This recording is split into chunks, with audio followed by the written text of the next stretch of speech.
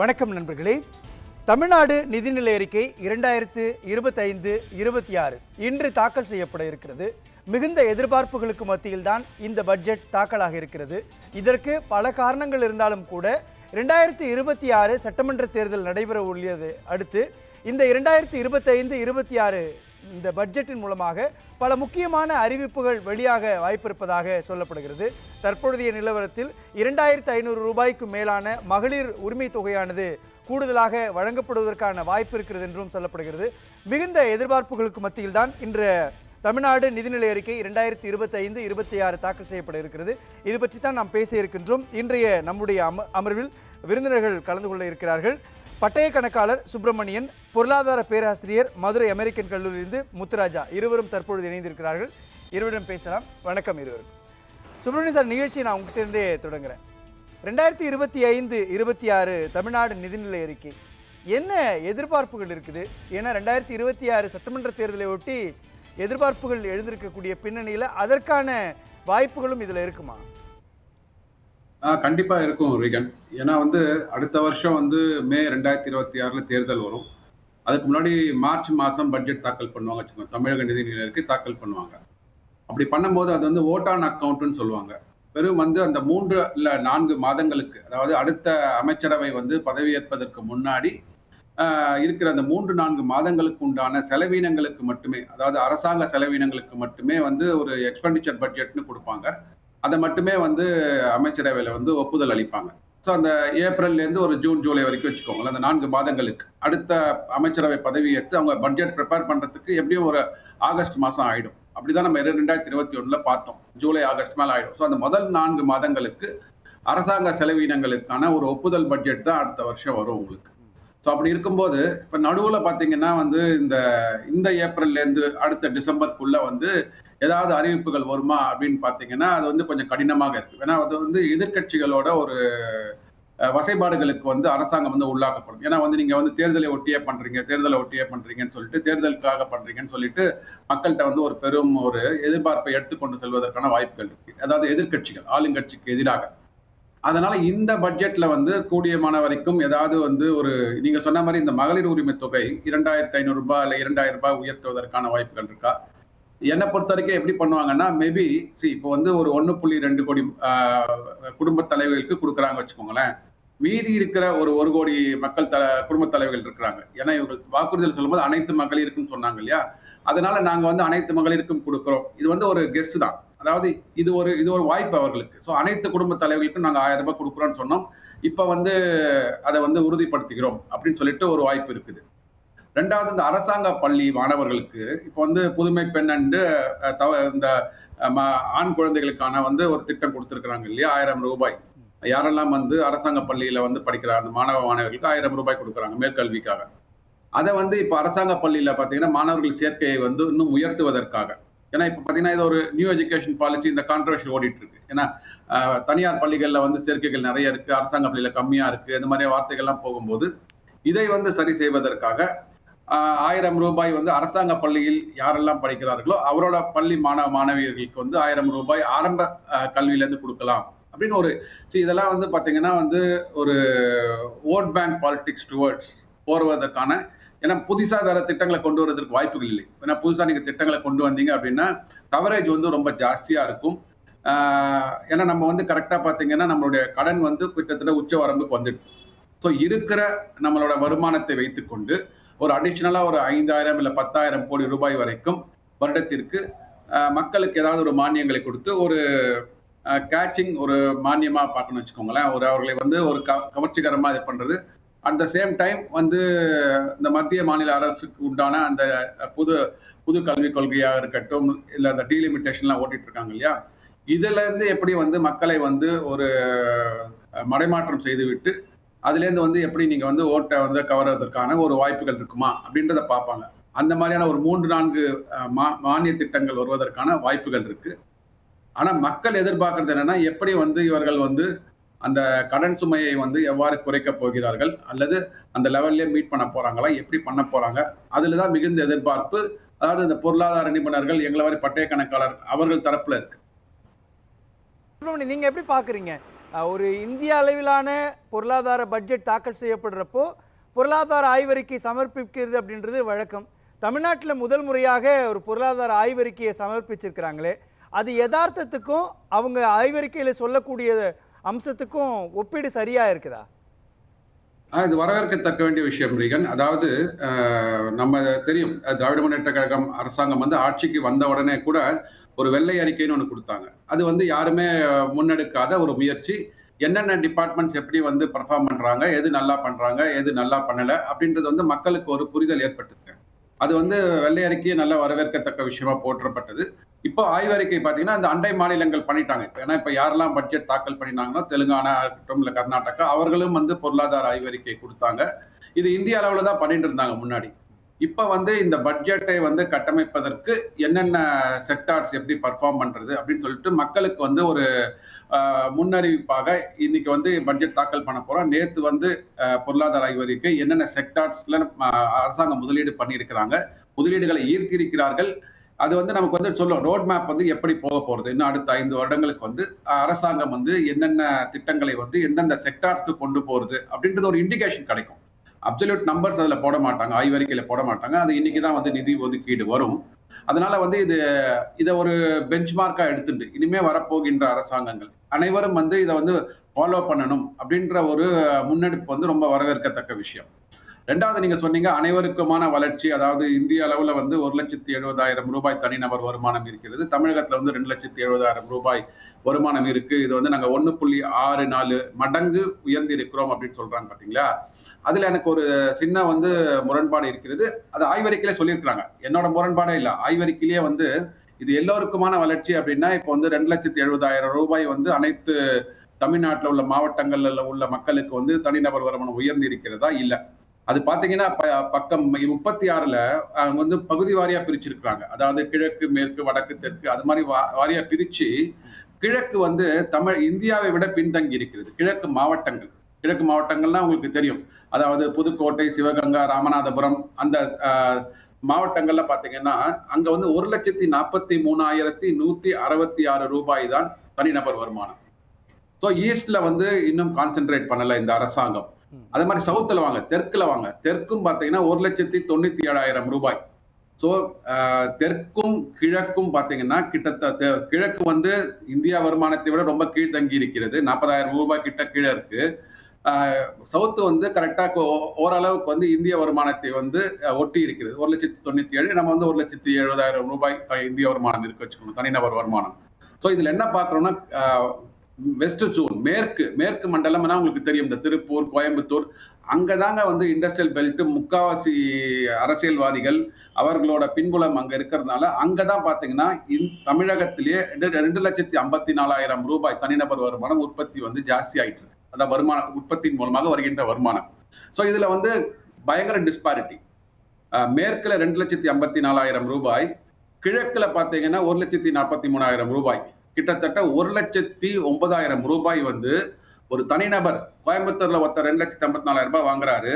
கடலூர் மாவட்டத்துல 1,43,000 ரூபாய் தான் வாங்குறாங்க. சோ 1,00,000 ரூபாய் கிட்டத்தட்ட பாத்தீங்கன்னா ஒரு 70% ஒரு மிகப்பெரிய ஒரு டிஸ்பாரிட்டி கேப் இருக்கு. சோ அதனாலதான் வந்து எல்லாருக்கும் எல்லாம் அப்படின்றத வந்து நம்மளால வந்து ஏத்துக்க முடியல. இதுல ஆய்வறிக்கையில கூட ஒண்ணு சொல்லியிருந்தாங்க. அதாவது முதலீடுகள் வந்து 6,64,000 கோடி ரூபாய்கள் வந்து 2024 வந்தது, ஜனவரி 2024. அதுல கூட வந்து எந்தெந்த மாவட்டங்களுக்கு வந்திருக்குன்னு பாத்தீங்கன்னா ஒரு குறிப்பா ஒரு 15 மாவட்டங்கள் தான். எதெல்லாம் வந்து வளர்ந்து வருகின்ற மாவட்டங்களோ அங்க மட்டும்தான் இருக்கு. திருநெல்வேலியில இல்ல, கன்னியாகுமரியில இல்ல, ஏன் மதுரையில இல்லைங்க. மதுரையில வந்து காரணம் வந்து ரொம்ப முக்கியமா அங்க தொழில்துறையினுடைய பின்னடைவு காரணமா இருக்கலாம். இப்போ நீங்க வந்து ஒசூர்லயோ அல்லது கிருஷ்ணகிரியிலயோ அல்லது வட தமிழ்நாட்டிலேயோ செய்யப்படுகிற அல்லது முதலீடுகள், ஸ்ரீபெரும்புதூர்ல அவ்வளவு புதிய தொழிற்சாலைகள் உருவாக்குறாங்க. நெல்லையிலயோ மதுரையிலயோ கன்னியாகுமரியிலயோ தொழிற்சாலைகளை உருவாக்காதது அதனுடைய பின்னடைவு டிராபேக் காரணமா இருக்குமா? அதை வந்து அரசாங்கம் முன்னெடுக்க வேண்டும். சரி, இப்போ தனிநபரா போயிட்டு இப்ப நானும் நீங்களும் ஒரு ஃபேக்டரி போடுறோம்னா நம்ம போயிட்டு மதுரையில ஃபேக்டரி போட முடியாது தனிநபராக. அதுக்கு அரசாங்கம் என்ன பண்ணுவாங்க, நார்மலா என்னன்னா ஒரு 500 ஏக்கர் இல்ல 1000 ஏக்கர் வந்து ஒரு இண்டஸ்ட்ரியல் எஸ்டேட் டெவலப் பண்ணுவாங்க. அந்த இண்டஸ்ட்ரியல் எஸ்டேட் பின்தங்கிய மாவட்டங்கள் இருக்கும். ஸோ பின்தங்கிய மாவட்டங்கள் நீங்க எப்படி முன்னேற்றுவீங்க அப்படின்னா அதற்கு உண்டான ஒரு இண்டஸ்ட்ரியல் பாலிசியை கொண்டு வந்து அவர்களுக்கு வந்து அங்க நீங்க வந்து இண்டஸ்ட்ரியல் அண்டர்டேக்கிங் கொண்டு வந்தீங்கன்னா உங்களுக்கு மின்சார கட்டணத்துல வந்து நாங்க ஒரு 10% வந்து இதுக்கு மானியம் கொடுக்குறோம். இல்ல வேலை வாய்ப்புகளுக்கு அங்க உள்ள ஆளுங்களுக்கு வேலை வாய்ப்புகள் கொடுத்தீங்கன்னா மாதம் 5,000 ரூபாய் ஸ்டைஃபன் கொடுக்குறோம். அப்படித்தான் வர முடியும். ஏன்னா நீங்க வந்து ஏற்கனவே டெவலப் பண்ண அந்த மேற்கு மண்டலமா இருக்கட்டும், இல்ல கொங்கு மண்டலமா இருக்கட்டும், அங்க போயிட்டு நீங்க வந்து ஒரு கேம்பெயின் பண்றதோ, இல்ல புது முதலாளிகளை, புது தொழிலதிபர்களை கொண்டு வரதுக்கு உண்டான முயற்சி தேவையில்லை. ஏன்னா அது டெவலப்டு இன்ஃப்ராஸ்ட்ரக்சர், நிறைய மக்கள் அங்க இருக்கிறாங்க, நகர்ப்புறத்தை நோக்கி போகிறது. அதனால வேலை வாய்ப்புகள் நிறைய இருக்கும். ஆனா நம்ம என்ன பண்ணணும்னா, இந்த நான் சொன்ன மாதிரி இந்த கிழக்கு மண்டலம்லாம் இருக்கு பாத்தீங்க இல்லையா, கிழக்கு அண்ட் தெற்கு. இங்க நீங்க வந்து தொழிலதிபர்களை வந்து அந்த மாவட்டங்களுக்கு வந்து தொழிற்சாலைகளை வந்து ஆரம்பிப்பதற்கு, இல்ல இப்ப இருக்கிற அந்த ஐடிஎஸ் மென்பொருள் சார்ந்த நிறுவனங்களை ஆரம்பிப்பதற்கு என்ன மாதிரியான ஒரு முன்னெடுப்புகளை நம்ம பண்ண வேண்டும்.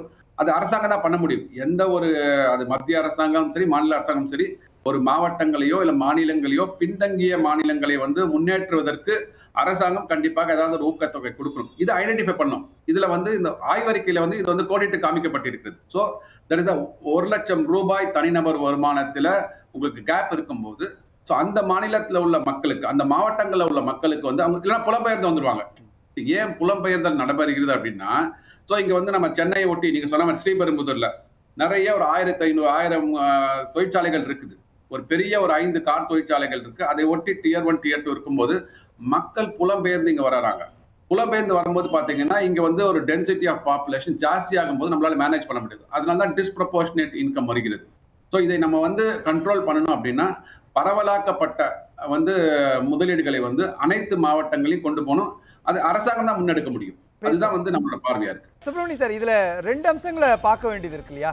எல்லாருக்கும் எல்லாம் அப்படின்ற ஒரு டேக்லைனோட தான் இன்றைக்கு பட்ஜெட் தாக்கல் செய்யப்படுது. இன்னொரு பக்கம் தனிநபர் வருமானம் உயர்ந்திருக்குது, ஆனால் எல்லாருக்குமானதா அது மாறல அப்படின்றத எடுத்துக்க முடியுமா? ஏன்னா நீங்க குறிப்பிடுற மாதிரி வட தமிழ்நாட்டினுடைய பகுதிகளுக்குள்ள இண்டஸ்ட்ரியல் டெவலப்மெண்ட் நடந்திருக்குது, தென் தமிழ்நாட்டினுடைய பகுதிகளுக்குள்ள அது நடக்கல, புதிய தொழில் வளம் இல்லை அப்படின்றப்போ தனிநபர் வருமானத்தினுடைய உயர்வு அப்படின்ற அம்சத்தை எந்த புள்ளியிலேருந்து அவங்க கட்டமைக்கிறாங்க தமிழ்நாடு அரசாங்கம்?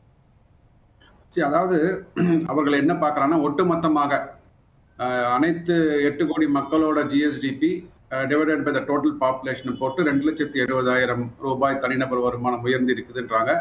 சரி, 2,70,000 வந்து உயரிய வருமானம், அதுல மாற்று கருத்து இல்லை. ஆனா நம்ம என்ன சொல்றோம் அப்படின்னா, அது வந்து பரவலாக்கப்பட வேண்டும். ஏன்னா உங்களுக்கு இன்வெஸ்ட்மெண்ட்ஸே பாத்தீங்கன்னா நான் சொன்ன மாதிரி அந்த 6,64,000 கோடி ஒரு 15 மாவட்டங்கள்ல தான் போயிருக்கு. இப்போ வந்து நீங்க வந்து எங்கெல்லாம் தொழில் வளங்கள் இல்லையோ அங்கெல்லாம் சர்வீஸ் பேஸ்ட் இண்டஸ்ட்ரீஸ் எடுத்துட்டு போகணும். இப்ப மதுரையில எல்லாம் பாத்தீங்கன்னா அதனாலதான் டைடல் பார்க்லாம் அங்க வந்திருக்கு. ஆனா இன்னும் அந்த அளவுக்கு வந்து அது இன்னும் வந்து சூடுபிடித்து பெருநிறுவனங்கள் அங்க போக ஆரம்பிக்கல. இப்போ வந்து புதிய ஒரு கான்செப்ட் வந்து இருக்கு, குளோபல் கேப்பபிலிட்டி சென்டர்ஸ் அப்படின்னு. ஸோ உலகத்துல வந்து என்னென்ன பெரிய கம்பெனிகள் வந்து அவர்களோட ஒரு பேக் ஆஃபீஸ் வந்து இங்க தொடங்குவதற்கான குளோபல் கேப்பபிலிட்டி சென்டர்ஸ் ஜிசிசின்னு சொல்லுவாங்க ஆங்கிலத்துல. அது வந்து இப்போ வந்து இந்தியா முழுவதும் வேகமாக வளர்ந்து வருகிறது. குறிப்பா இந்த மெட்ரோ இதுல மாவட்டங்கள் எல்லாம் வந்துட்டு இருக்குங்க. அது பெங்களூராக இருக்கட்டும், ஹைதராபாத், பூனா, மும்பை, தமிழ்நாடுல குறிப்பா பாத்தீங்கன்னா சென்னை, கோயம்புத்தூர் இங்கெல்லாம் வர ஆரம்பிக்குது. ஸோ இதை மாதிரியான சர்வீஸ் பேஸ்ட் இண்டஸ்ட்ரீஸ் எங்கெல்லாம் வராங்களோ அங்கெல்லாம் வந்து தொழிற்சாலைகள் எங்க நம்மளால போட முடியாது. ஏன்னா அங்க வந்து நீர் வளங்கள் இருக்காது, அங்க வந்து போர்ட் ஃபெசிலிட்டிஸ் இருக்காது. மதுரையில பாத்தீங்கன்னா வந்து போர்ட் ஃபெசிலிட்டி இல்ல, ஏர்போர்ட் இருக்கு, பட் சீபோர்ட் இல்ல. ஏன்னா சீபோர்ட் தான் உங்களுக்கு ஒரு மேனுஃபேக்சரிங் செக்டாருக்கு வந்து ஆதாரமான அந்த பொருட்களை ஏற்றுமதி இறக்குமதி செய்வதற்கான ஒரு இது இடம். ஸோ அது இல்லாத போது எங்கெல்லாம் வந்து மக்களால் வந்து தரை போக்குவரத்தை யூஸ் பண்ண முடியுமோ அங்கெல்லாம் சர்வீஸ் பேஸ்ட் செக்டார்ஸை கொண்டு போகணும். அதற்கு அரசாங்கம் வந்து ஒரு முக்கிய முன்னெடுப்பு எடுக்கணும். அதனால சொல்றோம் நம்ம வந்து இது தொழிற்சாலைகள் வந்து பரவலாக்கப்படல இன்னி வரைக்கும். தென் தமிழ்நாட்டுல அது நடக்கல, தென் தமிழ்நாட்டுல அதுக்கான முயற்சியும் எடுக்கல. இல்ல, முயற்சி எடுத்தாலும் அங்க வாய்ப்புகள் இல்லை. நான் சொல்ற மாதிரி அங்க சீபோர்ட் இல்லாததுனால மேனுஃபேக்சரிங் அங்க போக முடியாது. ஏற்கனவே சில தொழிற்சாலைகள்லாம் தென் மாவட்டங்கள்ல இருந்துச்சு இல்லையா? அதை சரி பண்ணிருக்கலாமே. இல்ல, அது சரி பண்ணிக்கலாம். அதுதான் அதாவது தனிநபர் தொழிலதிபர்கள் அவர்கள் தொடங்குகின்ற தொழிற்சாலைகள் பண்ணுவாங்க. பட் நீங்க ஒரு பெரிய ஒரு இண்டஸ்ட்ரி கொண்டு வரணும், ஒரு கார் தொழிற்சாலையை கொண்டு வரணும், ஒரு கனரக தொழிற்சாலையை கொண்டு வரணும்னா அதற்கு வந்து அரசாங்கத்திலிருந்து அந்த நிறுவனங்கள் வந்து மிகப்பெரிய ஒரு சப்சிடி ஸ்கீமை எதிர்பார்ப்பாங்க. ஒரு முதலீட்டுக்கான ஒரு மானியங்கள் என்னவா கொடுப்பாங்க, வேலை வாய்ப்புகளுக்கு என்ன கொடுப்பாங்க, இல்ல வந்து ஒரு லேண்ட் வந்து ஒரு நல்ல ஒரு சகாய வேலையில கிடைக்குமா. ஏன்னா வெளிநாடுகள்ல இருந்து முதலீடுகள் வரும்போது அவங்க கம்பேர் பண்ணுவாங்க, மற்ற மாநிலங்கள்ல எப்படி இருக்கு, இல்ல மற்ற நாடுகள்ல எப்படி இருக்கு, அதை தாண்டி வந்து தமிழகத்துல நமக்கு வந்து எப்படி ஒரு நல்ல ஒரு காம்படிட்டிவான ஒரு காஸ்ட்ல வந்து ஒரு நிலத்தையோ இல்ல வேலை வாய்ப்பையோ கொடுக்க முடியும். இங்க வந்து திறன் இருக்கிறது. ஸோ இங்க வந்து ஆங்கிலம் பேசு பொருளா இருக்குதுங்க. இங்க ஆங்கிலம் வந்து அனைவராலும் பேசப்படுகின்ற ஒரு நல்ல ஒரு மொழியாக இருக்கும்போது அதுதான் வந்து நம்மளையும் அந்த வெளிநாடுகளையும் இணைக்கின்ற பாலமாக இருக்கிறது. அதுல நம்ம வந்து ஸ்கோர் பண்றோம். இதுல இன்னொரு அம்சத்தையும் நம்ம பார்க்க வேண்டியது இருக்கு இல்லையா? இந்தியாவினுடைய பொருளாதார வளர்ச்சியில 9% மேலான பங்களிப்பை தமிழ்நாடு கொடுக்குதுன்னு சொல்றது ஒரு அம்சம். இன்னொரு அம்சம், தென் மாவட்டங்களில் புதிய இண்டஸ்ட்ரியல்ஸ் வரல, அவங்களுடைய விவசாயிகளுடைய அங்கே இருக்கக்கூடிய வளங்களினுடைய வளர்ச்சின்றது சரியாக நடக்கலை அப்படின்ற பார்வை. எல்லாருக்கும் எல்லாம் அப்படின்ற ஒரு திட்டத்தோடு இவங்க செயல்படுத்துறது, மகளிருக்கான இந்த உரிமை தொகையை கொடுக்கறது அப்படின்றதும், மாணவிகளுக்கான இந்த கல்வி தொகையை கொடுக்கறது அப்படின்றது இருக்கு இல்லையா? ஒப்பிட்ட அளவில் இதை எப்படி அவங்க ப்ராசஸ் பண்ணுறாங்க? இது எப்படி நடைமுறை நடக்குது? இதில் இந்த மகளிர் உரிமை தொகை அண்ட் மாணவிகளுக்கான கொடுக்கறது வந்து அது வந்து இதில் அரசியல் கலந்து இருக்குங்க. அதில் நம்ம வந்து அது அரசியலை தாண்டி பேசாமல் இருக்க முடியாது இதில். ஓகே, அதில் ஏன்னா வந்து அவர்கள் 2021 தேர்தல் வாக்குறுதியாக கொடுத்தும் போது வந்த உடனே அதை இம்ப்ளிமெண்ட் பண்ணியிருக்க முடியும் இல்லைங்களா? வந்த உடனே அவங்களால இம்ப்ளிமெண்ட் பண்ணலை அவங்க. ஸோ அதை வந்து காலம் தாழ்த்தி கொண்டு வந்தார்கள். அந்த ஈரோடு கிழக்கு தேர்தலுக்கு வந்ததுக்கு அப்புறம் தான் வந்து அந்த ஈரோடு கிழக்கு தேர்தலுக்கு பரப்புரைக்கு தமிழக முதலமைச்சர் போகும்போது அப்போதான் சொல்றாரு, February 2023 வருகின்ற நிதியாண்டில் நாங்கள் கொடுப்போன்றார். ஸோ அது தேர்தலை ஒட்டி அதாவது தேர்தல் காலத்துல கொடுத்த ஒரு அரசியல் வாக்குறுதி. அதனால வந்து இதை வந்து நம்ம அதை கடந்துதான் போக வேண்டியது. ஸோ இதுல அரசியல் பின்புலம் இதுல இருக்கிறது. ஸோ மக்களோட நலன் வந்து ஆட்டோமேட்டிக்கா அதுல வந்துடும். இருந்தாலும் இது தேர்தலை ஒட்டி தேர்தலை சார்ந்த வாக்குறுதிகள் தான். இது வந்து மகளிர் உரிமை தொகையாக இருந்தாலும் சரி, அரசாங்க பள்ளிகளில் படிக்கின்ற மாணவர் மாணவியர்களுக்கு 1000 ரூபாய் கொடுப்பது என்பது அரசியல் அதுல கலந்து இருக்கிறது. பட் இன்டைரக்ட்லி அதுல வந்து அவர்களுக்கு பணம் அங்க போறதுனால அவர்களோட வாழ்வாதாரம் உயர்ந்து வருகிறது. அதுல மாற்று கருத்து இல்லை. ஆனா வந்து இதுல பாத்தீங்கன்னா இது தாண்டி பாத்தீங்கன்னா இந்த பொருளாதார அடிப்படையில வந்து மானியங்கள் கொடுக்குறாங்க இல்லையா, சப்சிடிஸ் கொடுக்குறாங்க இல்லையா, அதெல்லாம் போய் சேர்ந்திருக்கா மக்களுக்கு? குறிப்பா சொல்லணும் அப்படின்னா, இந்த மின்சார வாரியத்துல வந்து யாராவது ஒரு புதிதாக தொழிற்சாலைகள் தொடங்குறாங்க அப்படின்னா, as per Tamil Nadu industrial policy அந்த எலக்ட்ரிசிட்டி டாக்ஸ்னு இருக்கும் 5%. அது வந்து முதல் 5 வருடங்களுக்கு வந்து அவர்களுக்கு விலக்கு அளிக்கப்படும் அப்படின்னு வந்து ஒரு ஷரத்து இருக்கு தமிழ்நாடு இண்டஸ்ட்ரியல் பாலிசியில. இது வந்து நடைமுறைப்படுத்தப்பட்டிருக்கிறதா அப்படின்னு கேட்டீங்கன்னா இல்ல. ஏன்னா வந்து நான் நிறைய வந்து தொழிலதிபர்களோட பேசுறோம், சிறு குறு நடுத்தர நிறுவனங்களுக்கு வந்து நம்ம பேசிட்டு இருக்கும் போது, ஐயா இது இண்டஸ்ட்ரியல் பாலிசியில வந்து முதல் 5 வருடங்களுக்கு எங்களுக்கு இந்த மின்சார வரி வந்து எங்களுக்கு வந்து விலக்கு அளிக்கிறேன்னு சொன்னாங்க, ஆனா இது அளிக்கவில்லை அப்படின்றாங்க. ஸோ இது வந்து நீங்க என்ன சொல்றீங்களோ அது செயல்பாட்டில் வரலன்ற போதுதான் வந்து சுணக்கம் வருகிறது. ஏன் வந்து நிறுவனங்கள் வந்து சுணக்கம் அடைகிறார்கள் அப்படின்னா, நீங்க பாலிசியில போடுறது ஒண்ணு, அதை பாலிசியை நம்பி அவர்கள் முதலீடு பண்ணும்போது முதலீடு பண்ணினதுக்கு உண்டான ரிட்டர்ன் வரணும் இல்லைங்களா? அது வரல. ஸோ அந்த கேப் இருக்கு. அந்த கேப்பை வந்து அரசாங்கம் கண்டிப்பாக வந்து ஐடென்டிஃபை பண்ணி அதற்குண்டான முயற்சிகளை எடுக்கணும். அப்பதான் மென்மேலும் இங்க இன்வெஸ்ட்மெண்ட்ஸ் வர ஆரம்பிக்கும், மென்மேலும் வேலை வாய்ப்புகள் வந்து பரவலாக்கப்படும். ஏன்னா Tier 2 Tier 3 சிட்டிஸ்க்கு தான் இதை மாதிரியான உங்களுக்கு ஸ்கீம்ஸ் கொடுப்பாங்க. அப்போ Tier 2 Tier 3க்கு நீங்க போகணும் அப்படின்னா அரசாங்கம் என்ன சொன்னாங்களோ அதை வந்து அவர்கள் செயல்படுத்த வேண்டும். அது வந்து எந்த அரசாங்கமா தான் சரி, இந்த அரசாங்கம் சொல்லிடுச்சுன்னா அடுத்த வரை இந்த அரசாங்கம் அதை மறுக்க முடியாது. ஏன்னா வந்து சாவரின் கேரண்டி அது, ஒரு அரசாங்கம் கொடுக்கின்ற ஒரு உத்தரவாதம். அதன் அடிப்படையில் தான் நானோ நீங்களோ இன்வெஸ்ட் பண்ணுவோம், இல்ல வெளிநாடுகளிலிருந்து வந்து இன்வெஸ்ட் பண்ணாங்க. அதுல வந்து துளி அளவும் வந்து அதுல மாற்றம் ஏற்படக்கூடாது. அது மாற்றங்கள் இருக்கிறதுனால, அதாவது அந்த உத்தரவாதத்தை வந்து இவர்கள் கடைபிடிக்காததுனால நமக்கு வந்து இந்த தொழிற்சாலைகள் வந்து பரவலாக்கப்படுவது வந்து தடுக்கப்படுகிறது. நன்றி. இணைப்பில் வந்து கருத்துக்களை பதிவு செய்திருக்க நன்றி சுப்பிரமணியன்.